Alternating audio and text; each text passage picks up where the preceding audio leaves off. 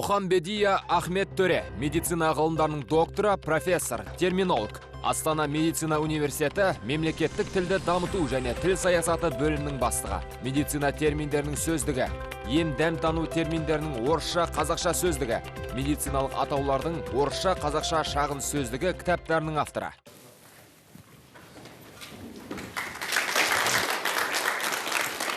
Саламатсыздар ма? Отырыңыздар. Құрметті студенттер, бүгін сіздердің алдарыңызда дәріс оқуға шақырылғандықтан не деп айтам деген оймен келдім. Дәріс оқушыға ылғи да залдан сұрақ туындайды, шәкірттерден сұрақ туындайды. Мен керісінше 10 сұрақ дайындап келдім сіздерге. Тыңдаңыздар. Дәріс барысында ойлана отырасыздар. Бүгінгі студент жастардың басым көпшілігінің қазақша тілі неге жұтаң деген сұрақ қойдым. Соның біріншісі, неге қазақша сөйлеу әуезі бұзылған? Мысалы, ағай, мені сабақтан жіберіңізші. Екінші сұрақ, неге бір сөйлем құрастырып сөйлесе кілең паразит сөздер қосып, жаңағы сосын анау бар ғой, әлгі нені нетіп, яғни нетеді ғой, деп неге сөйлейді? Үшінші сұрақ, неге өзінің оқып жүрген болашақ мамандығы бойынша жазылған оқулықтағы мәтіндерді көп жағдайда жаттап алып айтып береді? Мәтіннен сәл ауытып кетсе, тақырыпты жөндеп жете алмайды да, яғниға көшеді. Төртінші сұрақ, неге орысша сөздерді қыстырып сөйлейді? Түсінбеймін. Мысалы, маякабайт еттім, поздравить еттім, переживать еттім. Неге солай сөйлейді? Тағы сұрақ, неге салтанатты дастархан басында тілек айтшы деп тосыннан сөзге қпаса, немесе мінберге шығып пікіріңді айтшы десе, тұтығып тізесі қалтырап дірілдейді? Неге? Тағы бір сұрақ, неге әсіресе қазақ студенттері оқытушысымен мәдени түрде пікір таластырып, логикалық сұрақ қоя алмайды? Неге көп жағдайда сұрақ қойғысы да келмейді? Неге немұрайдылық басым? Келесі сұрақ, неге қазақ студенттеріміз қазақша өтініш, баянхат, түсініктеме тағы солай құжаттарды сауатты түрде жаза алмайды? Неге қып-қызыл стильдік, синтаксистік, орфографиялық қатемен жазады? Мектеп бітіріп келді ғой қазақша. Неге көптеген студенттеріміз өзара сөйлескенде жаргон, сленг сөздерді қосып сөйлеуге құмар? Бұл сән бе, әлде бар жеткен жері сома? Мысал келтірейін. Әй, соткан керемет жынды екен дейді. Какой там? Қуып кетеді дейді. Ей, фуфло болса неге алдың, маралмысың? Өзінше бол, мажор, ылғи, парибе гонит, башлять етпейді, френдовать хочет, ат-пат бір екен деп сөйлейді. 9-шы сұрақ, кім кінәлі? 10-шы сұрақ, не істеу керек? Осы сұрақты қойғанда сіздерге, мен өзіме де сұрақ қойып тұрмын. Дәрігер бола тұра, моральдық, ғылыми тұрғыдан құқым бар ма тіл саласынан осындай сұрақ қоюға? Құқым бар екен. Адамның ең негізгі қаруы тіл екен. Оның ішінде дәрігердің қаруы, дәріден бұрын оның тіл екен, сөз екен. Орыстың ұлы ғұламасы Бехтерев деген кісі былай деп қатал пікір айтыпты. Егер науқас адам дәрігермен сөйлескеннен кейін ауырып келген жеріне жеңілдік таппай қайтса, ондай дәрігердеу қиын депті. Өте қатал айтылған. Демек, сөздің құдіретіменен дәріден бұрын қажет екен. Сондықтан мен дәрігер ретінде сөзім дұрыс болу керек екен. Оны бір жерде былай жазып қойыппын. Сен сырқатсың бір шипа іздеп келген, шырмалып дерт шынжырға тізбектелген. Көңілің пәс, көзде жас, жан жаралы, жеткіз алмай көбейге сөз кептелген. Сен сырқатсың бір шипа іздеп келген. Мен дәрігер сені тек түсінетін, езген жүгін жүректің түсіретін, бүкпесіз бар мұңыңды баяндашы, сот емеспін кесетін, кешіретін, дәрігер мен жаныңды түсінетін деп жазып қойдым. Түсінісу үшін тіл керек қой. Филологтың ғана міндет емес екен. Осы жерде отырған әртүрлі саланың болашақ мамандары студенттер отыр. Ең бірінші қаруыңыз анаңның сүтімен енген тіліңіз екен. Адамның бір-бірімен түсінісуі, жан дүниесіне кіруі тек қана тіл арқылы жүреді. мынандай факт келтірейін, медицинамен байланысты отырып. 9 ай 9 күн құрсақта жатқан нәресте, шақалақ, іште жатқанда бейсана санасы әлі дамымаған, анасының ішіп жегеннен қаны арқылы информация алады екен. Сыртқы ауаның қозғалысы, тербелісі, сыртқы температура, микротолқын ба, дыбыс, әуен, қобыздық, домбыраның үні, анасының ыңылдап айтқан әні, қоршаған ортасындағы сөз орта, сол информация болып қабылданады екен. 9 ай 9 күннен кейін шіретіп дүниеге келген кезде, ол тек қана айқайлауды, мен дүниеге келдім деп шырылдап, іңгәлап жылаудан басқа, соруды біледі екен. 9 ай 9 күн емшек жинаған сүт, уыз, нәр болашақ нәрестеге дайын берілген информация екен. Ана сүті арқылы балаға берілетін информация бүкіл дүние жүзіндегі информациялы кітапханаларда жиналған информациядан артық деген тұжырымды айтады ғалымдар. Қазақ оны баяғыда ғылыми зерттеусіз айтып қойған. Уызында жарымаған оңбайды деп. Жалпы сол информацияны мансұқтаған адам, мойындамайтын адам табиғи заңдылыққа қарсы екен. Демек, ғасырлар бойы, миллиондаған жылдар бойы қалыптасқан тілдік информацияны, сол ұлтқа тән тілдің сөйлемеу, жоққа шығару күнә екен. Энгельстің айтқаны бар.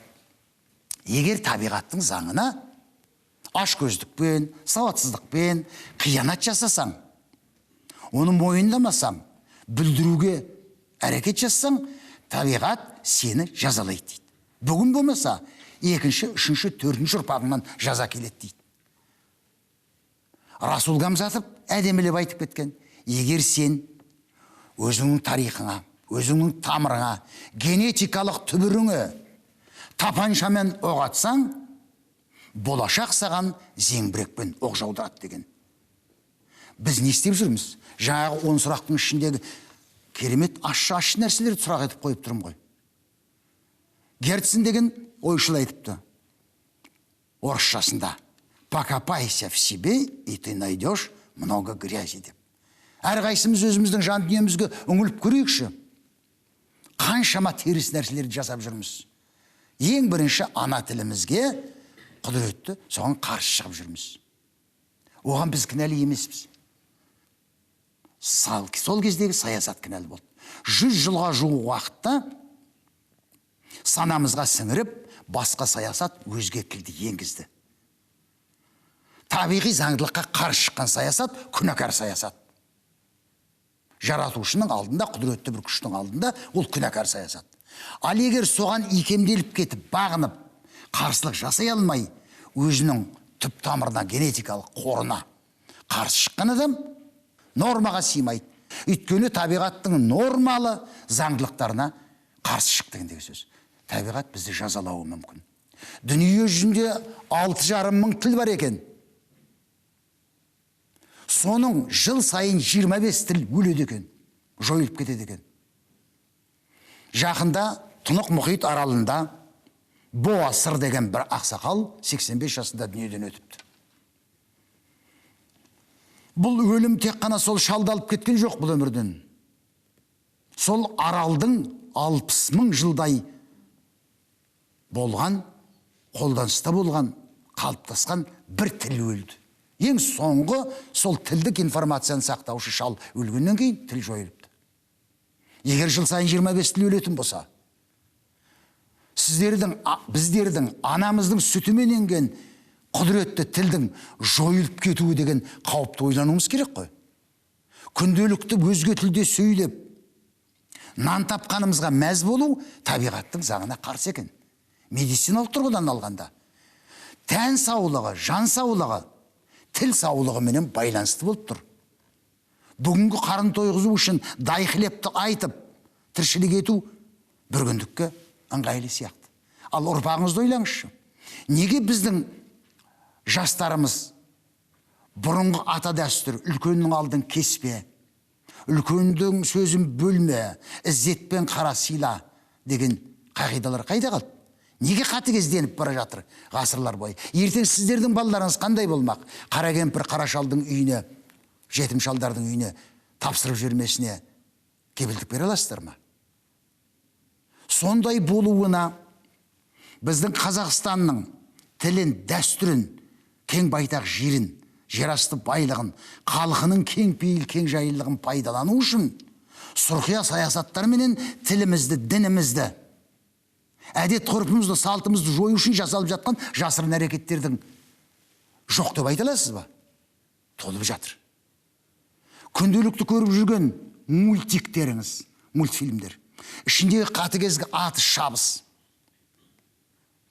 бейсана деңгейде адамды бүлдіреді екен.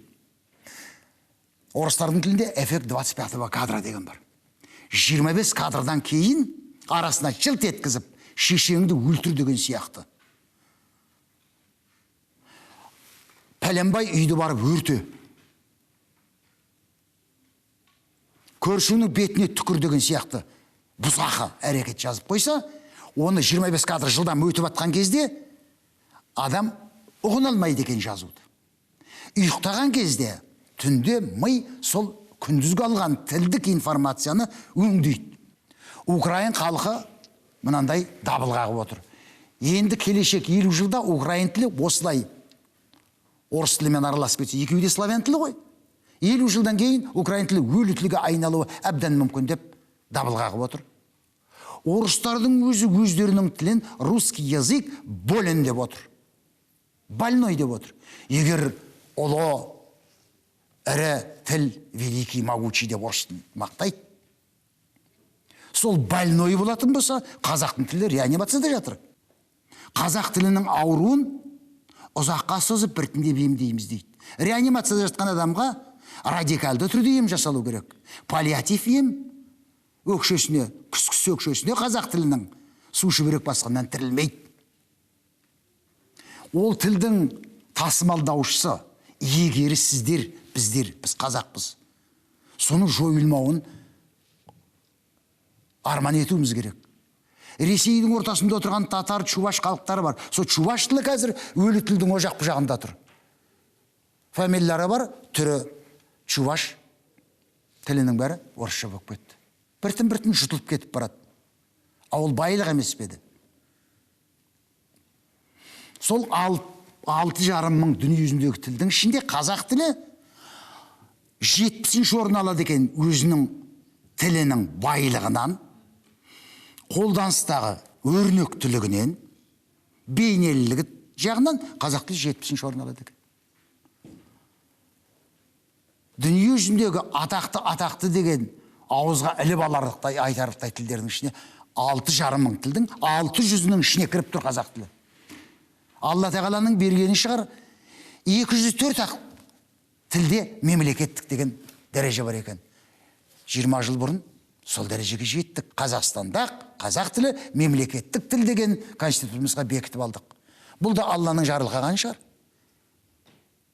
Әйтпесе қаншама бір жапырақ жері жоқ, туы жоқ. Ұлыстар жүр. Тілі бар, мемлекет жоқ. Мемлекеттік тіл деген статусы жоқ. Соны қадірлеуіміз керек, қастерлеуіміз керек. Сын түзелмей, мін түзелмейді дейді. Осы залда отырған әртүрлі болашақ маманның студенттері өзінің анасының сүтімен алған информацияға қарсы шықпай, сол тілді пайдаланып, мейлінше сол тіл арқылы тебіреніп, информацияны екінші адамға жеткізуге тырысып жүрдегенге толық сене алмаймын. Елбасы айтты, қазақ-қазақпен қазақша сөйлесін деді. Қысқаша ғана постулат, формула. Соның қазақ-қазақпен қазақша сөйлесін дегеннің ұранды 70% қазақтың көзбен оқиды, құлақпен тыңдайды, бірақ жүрекпенен толық сезініп орындауы кемшін. Қазақ тілінде айтылған пікірді 50%-ыңыз, осы жерде отырған студенттердің 50%-ы ұғынады, түсінеді.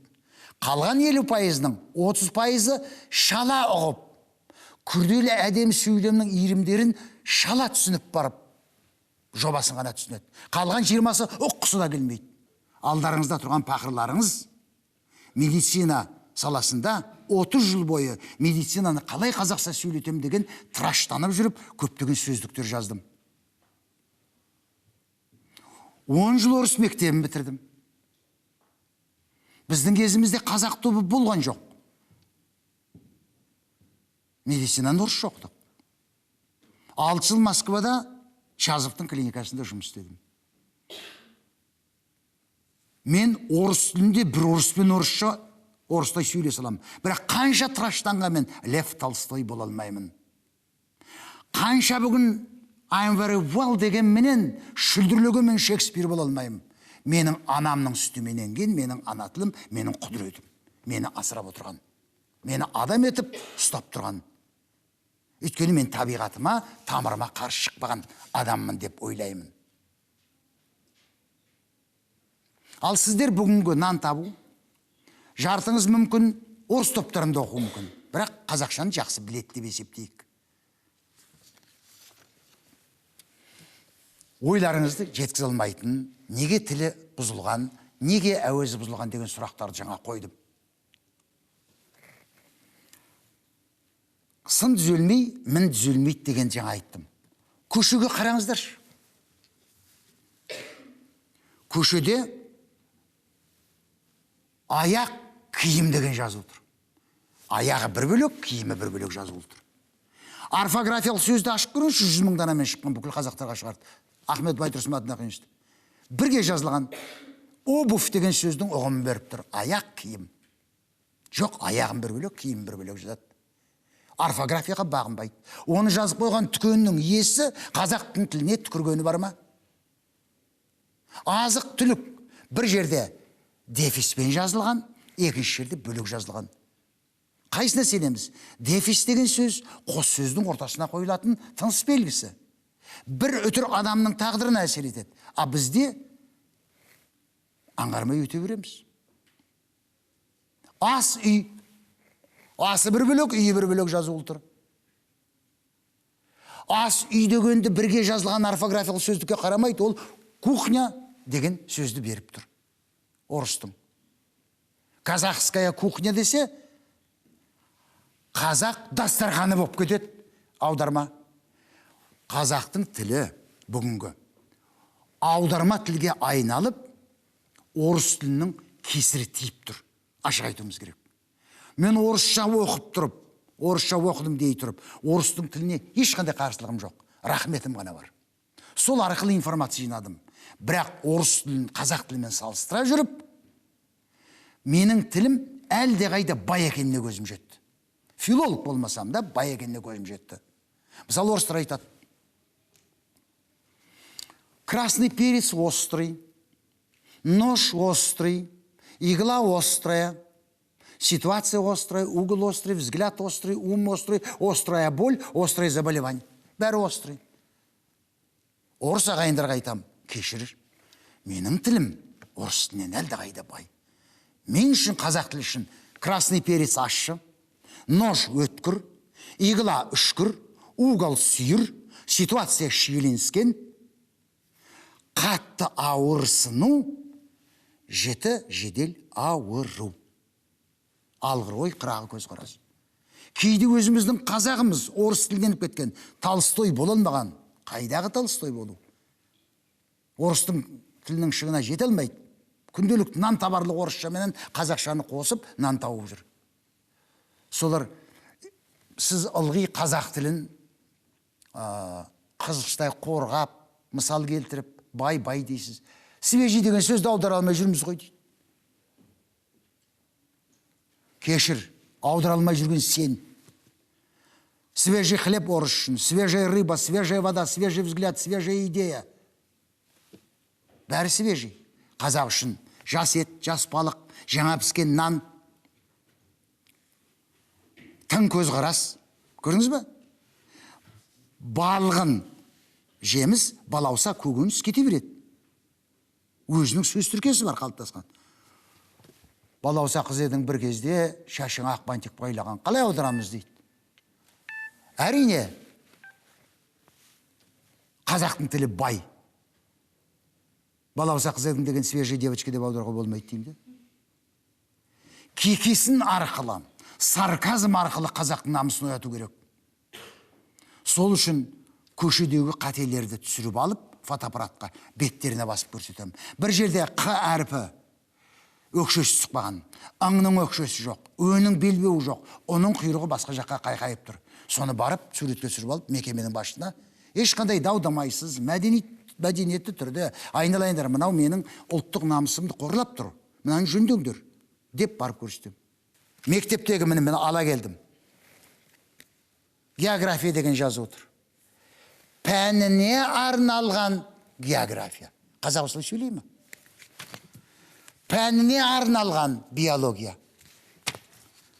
Пәніне арналған қазақ тілі. Мынау мүлдем сұрақ. Пәніне арналған ағылшын тілі. Осыны күнде көріп жүрміз ғой. Мынау қасақаналық па? Диверсия ма? Неге біз осыны іздемейміз? Соны іздейтін тілдің ішіндегі құдіретті қасиетті нәрсенің ішінде кеткен қатені жоқтайтын жоқтаушы сіздер емес пе? Бір жерде сондайды көрсеңіз, қате көрсеңіз, міндетті түрде барып, мынау менің анамның тілі. Мынаны сіздер қорлап тұрсыздар. Әріп түсіп қаны бұлай тұрсын, сөйлем құрастырудағы керемет қателер бар ғой. Автобустың ішіндегі қателер. Есігіндегі жазуда кіретін есік деген жазуды іш жағынан жапсырып қойған. Ендігі бір есігінде шығатын есік дегенді аударып, былай аударып жапсырып қойған. Тоңқайып қалған қазақ тілін неге көрмейсіздер? Сол сәтте автобустың жүргізушісіне, ішіндегі кондукторға мына жазу неге тоңқайып тұр деп айтпайсыз? Немқұрайдылық деген ең қауіпті нәрсе. Орыстың бір ғұламасы айтыпты. Жақыныңның қорқақтығынан қорықпа, азар болса сатып кетеді. Жақыныңның қатыгездігінен қорықпа, азар болса атып кетеді. Қорықсаң немқұрайдылықтан қорық. Соның кесірінен атып кетуде, сатып кетуде туындап жатады деп аударып қойды. Аударма тілге айналған қазақ тілі бөлініп бітті. Қазақ тілін мазақ еттік. Мына жерде отырған кілең қазақтар жиналып алып, өз отырымызды өзіміз қасып, қазақтың тілі бай, керемет деп бір-бірімізге айтамыз. Ал орыстанып кеткен қазағымыз, өзге тілдің өкілдері, біздің мына жердегі қазақ тіліміз осындай мүшкіл халде, өлі тілге айналып кету қаупі бар деген нәрсені айтып атқанда, қараспанды суалдырып, бәлені төге бермеш деп айтатын адамдар да бар. Бірақ 20 жылдың ішінде Құдайға шүкір, қарыштап алға бастық. Тіл алға кетті. Сіздердің психологиялық тұрғыдан алғанда сана сезімдеріңіз өзгерді. Тіпті қазақтың тіліне мәйегін тамызып сөйлейтін дәрежеге жетпесеңіздер де, іштеріңізде мен қазақпын деген ұлттық сезім оянып тұр. Совет үкіметінің кезіндегідей емес қазір. Кеңес үкіметінің кезінде біздің аузымызды аштырмады. Неге сен өз тіліңде сөйлеп отырсың деген нәрселерді бетімізге басты. Біз сонда үндей алмадық. Демек, социализмнің тілі, сарыарқа сарыдаланың тілін талай қыспаққа салған. Кейбір тілдер өз дәуірінде өркендеп өрге шыққан, кей тілдерді қатал тарих көрге тыққан. Көрге тығылмасын десеңіздер, рухтарыңыз биік болсын десеңіздер, өз тіліңізде сөйлеуге тырыссаңыз, ұлтыңның дәстүрін сыйласаңыз, рух тазара бастайды екен. Рух деген қолмен ұстайтын нәрсе емес. Біз ыңғи патриот дейміз. Рухы биік қазақпыз дейміз. Рухтарыңыз оянған қазақсыздар сіздер қазір. Мен сол социализмнің сарқыншағымын. Сол кезде де ішімнен тынып жүріп, бүгін лепімді сіздерге бөлісіп атырым. Сіздер осыны қағып алатын керемет сорғыш секілді айтылған нәрсенің бәрін сіңіріп алып атыр деп түсінемін. Саналарыңызға ол қонат, оятады. Медик болғандықтан медицинаның саласындағы сақау тілдерді, аудармадағы қателерді әбден шаршапта жүрген адам. Айта. Бірақ академик, профессор атақтары бар, сөйлем тіркеспейтін сөйлемдерді жазып, қазақтың тілін білдіріп жүр. Мысалы, орыстар үшін головной мозг дейді, спинной мозг дейді, костный мозг дейді. Пересадка костного мозга дегенді оқып жүрсіздер ғой, естіп. Орыс үшін шөуде мозг. Кешіріңіздер, қазақ үшін головной мозг дегенді бастың миы дейді, бас миы дейді. Айналаңа сенің басыңна басқа жеріңде миы бар ма? Костный мозг, сүйектің миы дейді. Қалайша сүйектің миы болады? Красный костный мозг деген бар, желтый костный мозг деген бар. Оны қазақ жолтыйын жіліктің майы дейді. Красный костный мозгты сүйектің қызыл кемігі дейді. Енді спиной мозг дегенде арқа миы дегенге күлерсің ба, жыларсың ба? Жылын емес пе? Осындай сөздік қоры жоқ. Сөздік оқымайтын. Термин комитет, Құдайға шүкір, термин комитет бекітіп, кейбір сөздерді келтіріп жатыр. Ұшақ деген сөзді келтірді, түріктен алдық ұшақ деген сөзін. Тіліміз байыды.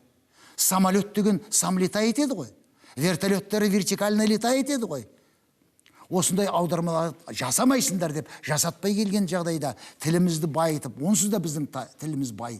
Кейде тіл дамыту дегенде, мемлекет тіл дамыту дегенде маған ой келеді. Онсыз да дамып тұрған тілді қалай дамыту? Ол дамыған тіл. Қолдау көрсету, қорғау деген сөз болса, шіркін деп ойлаймын кейде. Көшедегі жарнамаларды көріп жүрсіздер. Қаншама цифровой компьютер бірдеме дейді, цифровой. Орысшасы. Соны сандық компьютерлік құралдар дейді, сандық. Сан деген сөз количество. Көрдіңіз ба? Цифр деген символика. Математиканы білетін адамдар отырсыздар ғой. Цифр деген арабша, бір араб тіліндегі және Рим белгісіндегі бір, екі. Цифр. Ол символ. Сол цифровая техника дегенді сандық техника дейді. Сан деген количество. Түсіндіре алдым ба? Осындай сорақылықтар болады. Жалпы медицина терминдерінен бір-екі мағлұмат берейін. Бір ғана анатомияда адамның мүшесінде гистология деген бар, жасушалық деңгейдегі бұлшық еттерді зерттеуде. Сонда 10 мыңнан астам термин бар екен. Бір ғана аурулардың аты бірнеше мыңдаған. Оның ауырсынудың, сезімдердің әртүрлі атаулары бірнеше мыңдаған. Емдеу тәсілі, емдеу шаралары қаншама мың. Бір ғана онкология соңғы кездегі компьютерлік диагностиканың дамуына байланысты терминдердің саны 35 мыңнан асыпты. Көптеген сөздерді алсаңыз, мысалы, 40 мың, 50 мың, 60 мың сөздерменен беріп жатыр. Орысша, қазақша, ағылшынша соңғы шыққан сөздікте 70 мың сөз берілген терминдер. Мен орысша, қазақша, ағылшынша сөздік жинадым. Ең жиі кездеседі деген сөздерді жинағанда 40 мың сөзді жинақтаған үлкен сөздік шығардым.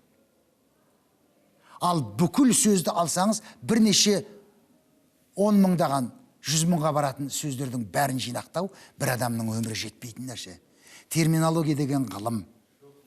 Ол үлкен бір сала. Бірақ қазақ тіліндегі мүшелердің, ағзаның атаулары баяғы заманнан болған.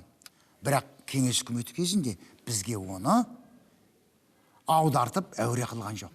Скарлатина жаншау екенін баяғыда қазақ білген. Кор қызылша екенін баяғыда білген. Дифтерияның күл деген екенін баяғыда білген. Геморрой деген аурудың атауын дөрекі атауы, анайы атауы, мәдени түрдегі атаулары болған. Айлан дейді, айналып кетеді. Айлан деген атауы болған. Сонда архаизмге кеткен сөздерді жинап теріп алсақ, кейбір аударуға келмейтін кейінгі ғылыми жаңалықтардың нәтижесінде ашылған сөздерді сол күйінде тілге бейімдеп алып атау, осындай бір жүйелер бар. Соны тіл комитеті, тіл басқармасы мойындап, соңғы осы 5-6 жылдың ішінде үлкен бір жүйеленген сөздіктерім жарыққа шықты. Оның алдында шағын әртүрлі саладан сөздік шығарып жүргенмін. Термин жасау деген бір адамның ісі емес. Әр саланың ғалымы өзінің терминін жасайды. Қазақ тілінің құдіреттілігі айтам деген ойыңды неше түрлі иіріммен келтіре алады. Физика, математика, экономика, заң саласындағы адамдардың тілдері қазақша сөйлеген кезде ғылымда дами бастайды. Қазақстанда медициналық терминдер қаншалықты қазақшаланды? Бүкіл медицина терминдерінің санын бәрін зерттегенде бір адамның ғұмыры жетпейді деп. Оның қаншасы ма, қаншалықты ма? Қаншасы деген санды әлі ешкім санап жеткен жоқ. бүкіл дүние жүзіндегі әдеби терминдер, әдеби тіл сөздіктері, басқа ғылым терминдерін, экономика, юриспруденция дегендеріңіз бар. Соның бәрін жинағанда медицинаның терминінің санына жетілмейді екен.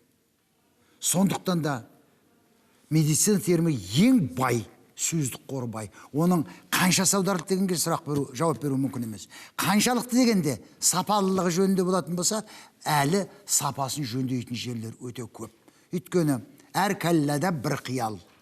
Бір ғалым алып, бағанағы арқа миы деген сияқты аударма жасап жүрген кезде сапасы әлі талай жөндеулерді, бүкіл медицина мамандарын бір жүйеге келтіретін бірнеше жылдар керек. Соған атсалысып жүрміз. Қазақ тіліне қосқан қандай үлестеріңіз бар? Қазақ тіліндегі жазылған оқулықтар, оқу әдістемелік құралдар, әртүрлі саланың сөздіктері шағын. Ең соңғы шығарған сөздігім орысша қазақша алтынша сөздік 800 беттік 30 мың данаменен бүкіл Қазақстанға таратылды. Тіл комитеті мойындады, бекітті. Соныменен дәрігерлеріміз, Құдайға шүкір, соны пайдаланатын болса, тіл біртін-біртін жөнделеді. Менің сізге қояйын деген сұрағым, жастар қазақша сөйлеу үшін не істеу керек, нақты қандай ұсыныстарыңыз бар? Сөйлесу керек, кітап оқу керек. Уақытсын, күнделікті уақыттың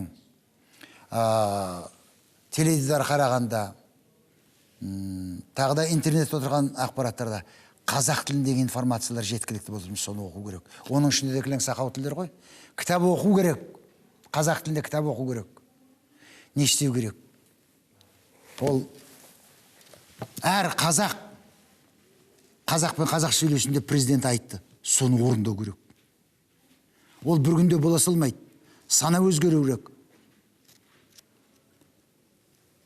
Иса пайғамбар бүкіл халықты ертіп алып, 40 жыл бойы құмның ішін аралатып, неге қаңғып жүрді?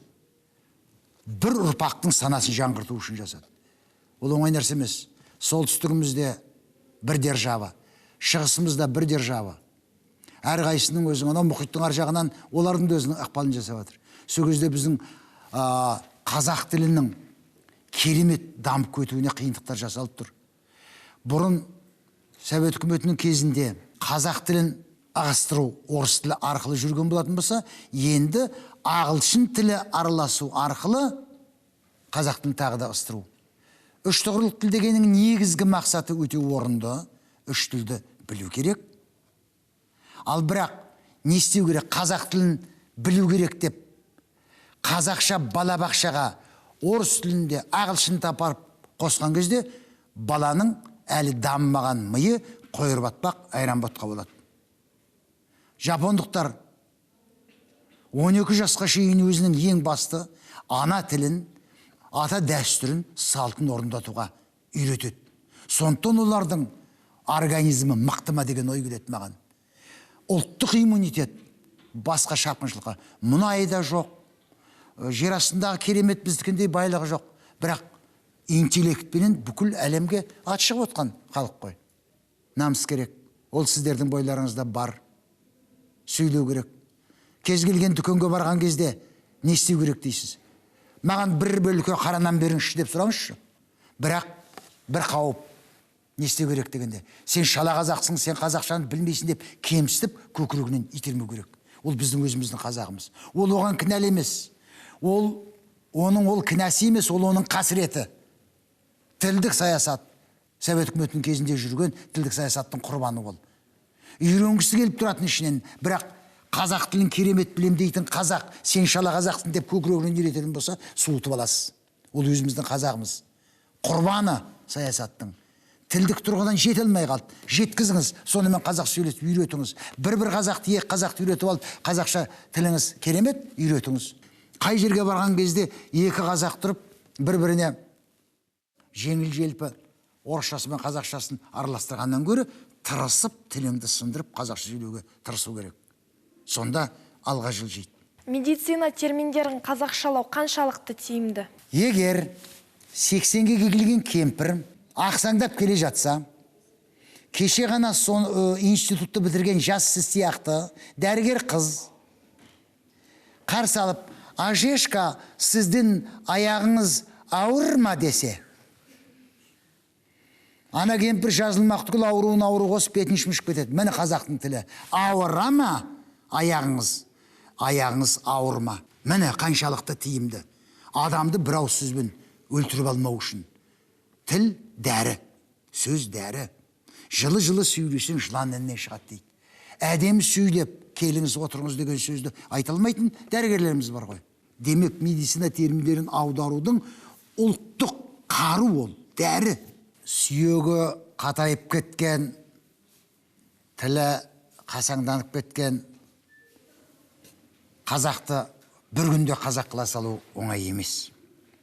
Ал қазіргі медицина оқып жатқан студенттердің тілін сындырылуына, қазақша сөйлеп, қазақша жаза білуіне, сырқатнаманы жазуға үлкен үлес қосылып жатыр. Сол бір ғана менің өзімнің жаздым деген сөздіктермен, оқулықтарымның ішіндегі сөз тіркестермен сөйлем құрастыруларды оқып үйренген студент келешекте қазақша әбден жаза алатын дәрежеге жетті. Кез келген сырқаттың шағымын қазақша сұрақ қойып, қазақша жазатын дәрежеге келе жатыр. Бұрынғы сүйегі қатып кеткендерге әрине қиын, бірақ солардың өзі, Құдайға шүкір, еліміздің саясаты, Қазақстанда қазақ тілі мемлекеттік тіл, оған бетбұрыс жасап жатыр ғой. Сондықтан олар да үйренуге тырысып жатыр. Тіл мамандары медицинаның кейбір иірімін ұға алмайды, түсіне алмайды, қиын, ғылыми. Филологтар, тіл мамандары, журналистер медицинаның ішіндегі не туралы айтып тұрғанын ұға алмайды. Сонда екеуінің ортасына көпірлік функция атқаратын медицинаны да білетін, тілді де білетін адам қажет. Сибирская язва деген сөзді орысшадан оқиды дағы, өздері аударып алып, Сібір жарасы деп ұра салады. Язваны аударады, Сібірді аударады. Ауыл атам заманнан малға тисе басқаша аталады, адамға тисе ол ауру, өте жұқпалы, қауіпті ауру, күйдіргі деп аталады. Түйеге тисе ақшелек, ешкіде кебенек, қойда топалақ, жамандат, қарасан деген аттары бар. Ал ол жаңағы сөздік ашпайтын тіл маманына медицинаның жаңағы аурудың нозологиялық атауын атай салу, ойына келген айта салады, жаза салады. Бұқара халық құлақ тігіп тыңдайтын бақ бұқаралық ақпарат құралдары. Тілдің бағын да ашатын, сорын да қайнататын бақ. Газеттердегі жүрген қателер сол біздің медицинаға қатысты нәрселерімізді дұрыс аудармайды. Бұлайша айтқанда, тілдің тазалығын, кез келген ғылым саласының дамуына қазақ тілінің бұқаралық ақпарат құралдары жауапты. Ақылы көз аурулар бөлімшесі дейді. Платное глазное отделение. Бұлайша дұрыс қой. Платное глазное отделение. Ақылы көз аурулар бөлімшесі. Ақылы не? Көз ақылы болып кетті. Оның дұрысы көз ауруларын ақылы емдейтін бөлімше болу керек қой. Түсінікті ме? Инверсиялық қателер 8 көз деген бар медицинада. Мен осыны айтсам, сіздерге ол қызық емес. Өйткені медик емес студенттер отыр. 8 көз деген крестец орысшасы. Соның 5 омыртқадан тұрады, бір-біріне біріккен. Соның 5-ші омыртқасы құйымшақпен жалғасады, төменгі жақта. Соны 5-й крестцовый позвонок соединяется с копчиком дегенде аударған. 5-ші 8 көздің омыртқасы құйымшақпен жалғасады деп аударады. Аңладыңыздар ма?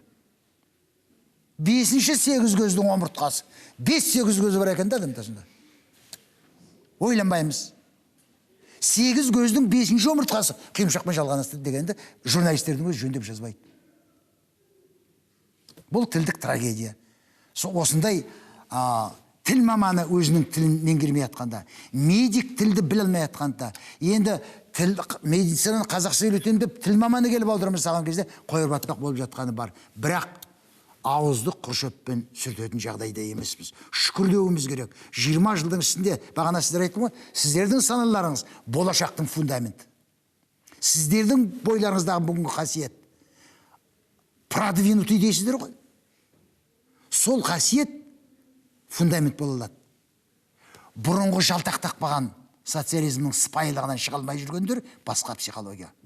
Енді қазіргі 1-ші сынып, 2-ші сыныпқа барып жүрген балаларымыз, ұрпағымыз, мен қазақпын дейтін. Олардың рухы сіздерден де жоғары болады. Сондықтан тіл дамиды, қазақ тілі өлмейді деген үміттемін. Сол үшін қызмет етіп жүрміз. Сол үшін қызмет етуіміз керек. Қазақ халқының саны өскен кезде сапасы өседі. Философиялық байланыс. Сан сапаға айналады, сапа өскен кезде санға айналады. Тіліміз бай, керемет деген сезім болу керек. Біз талантты халықпыз. Кез келген халықпен салыстырыңызшы. Қ, Г тілі келмейді ғой. Мұрынмен айтылатын көмеймен айтатын Г, Қ. Дыбысталу аппаратымыздың ерекшелігі, мүмкіншілігі керемет. Түсіндіңіздер ме? Сондықтан да қазақ өзге тілді үйренуге өте бейім. Тілдік тазалық керек. Бағанағы не істеу керек дегенде, тіл тазалығы туралы Қазақстанда заң керек. Тілді бұзып қате жазғандарға айыппұл салатын өкілетті орган керек. Әрбір мектепте шешен сөйлеудің мектебін үйрететін класстар, топтар, үйірме, тіпті пән ретінде енгізу керек. Сіздер медицина ғылымдарының докторы профессор Мұхамбедия Ахмет Төренің мемлекеттік тіл және медицина тілі тақырыбындағы дәрісін тыңдадыңыздар. Келесі хабарымызда филология ғылымының докторы Қойлыбай Асанұлы айтыс өнерінің публицистикалық сипаты тақырыбындағы зерттеулермен бөліседі.